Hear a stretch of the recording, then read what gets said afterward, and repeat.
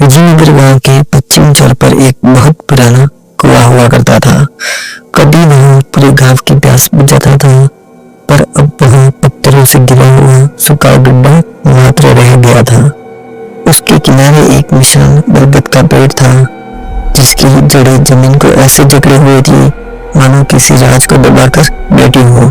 बुजुर्ग कहते थे कि उस कुएं से रात के समय किसी के कुहराने की आवाज आती है। कुछ लोग कहते थे कि वह हवा की आवाज है, कुछ कहते थे नहीं, वहाँ कुछ साया है। करीब 25 साल पहले गांव में भयानक सूखा पड़ा था। पानी के लिए लोग तरस गए थे। उसी समय एक औरत सीमा एक रात अचानक गायब हो गई। लोगों ने कहा कि वह मर के चली गई है, कुछ ने कहा कि वह भाग गई है, लेकिन उसकी माँ का विश्वास था कि उसकी बेटी कुएं में गिरी थी। खोज हुई पर कुछ नहीं मिला। धीरे धीरे बात दब गई। कुएं को बंद कर दिया गया। अर्जुन, जो शहर से इंजीनियरिंग की पढ़ाई करके लौटा था, इन कहानियों को अंधविश्वास मानता था। वह तर्कशील था और एक रात जब वह खेतों की ओर से लौट रहा था, सूखे कुएं के पास ऐसी आवाज सुनाई दी जैसे कोई धीरे धीरे रो रहा हो। वह रुक गया। हवा बिल्कुल शांत थी। बरगद की पत्तियां भी स्थिर, फिर भी आवाज स्पष्ट थी। वह पास गया, मोबाइल की रोशनी कुएं में डाली। नीचे सिर्फ अंधेरा, लेकिन अचानक उसे लगा जैसे अंधेरे के भीतर कोई हल्की सी हरकत हुई हो। उसने ध्यान से देखा, नीचे की मिट्टी नम थी, जबकि बरसों से वहाँ पानी नहीं था। तभी बहुत ठंडी फुसफुसाहट हुई, सच बाहर निकालो।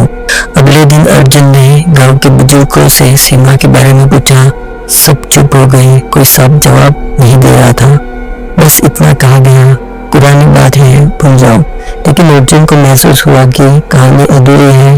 रात को वहां रस्सी लेकर फिर कुएं के पास पहुंचा।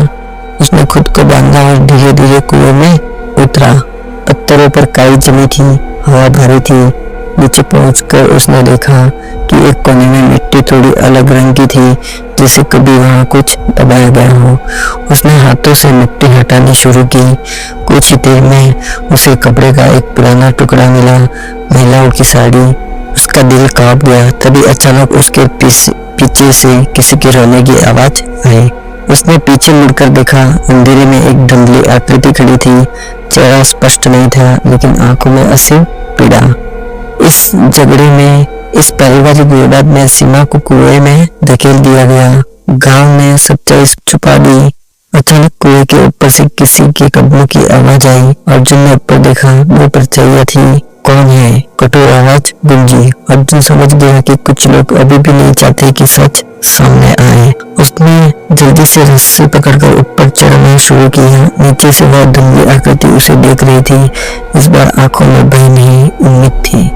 अगली सुबह अर्जुन ने पंचायत में सबके सामने बात रखी। पहले तो लोग भड़क उठे, लेकिन जब उसने साड़ी का टुकड़ा और मिट्टी में बड़े पुराने आभूषण दिखाए तो सन्नाटा छा गया। आखिरकार एक बुजुर्ग आदमी टूट गया। उसने कबूल किया कि वर्षों पहले सीमा को उसके ही ससुराल वालों ने पानी के जकड़े में धक्का दे दिया था। उस समय गांव सूखे से जूझ रहा था और विवाद ने हिंसा का रूप ले लिया।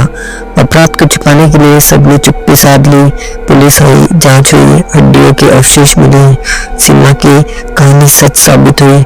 उस दिन के बाद से कुएं के पास की हवा बदल गई। बरगद के पत्ते अब भयावह नहीं लगते थे। रात में रोने की आवाज कभी नहीं आई। अर्जुन अक्सर उस कुएं के पास बैठता और सोचता, पर असल में क्या है? क्या वह अज्ञात का भय है या दबी हुई सच की परछाई?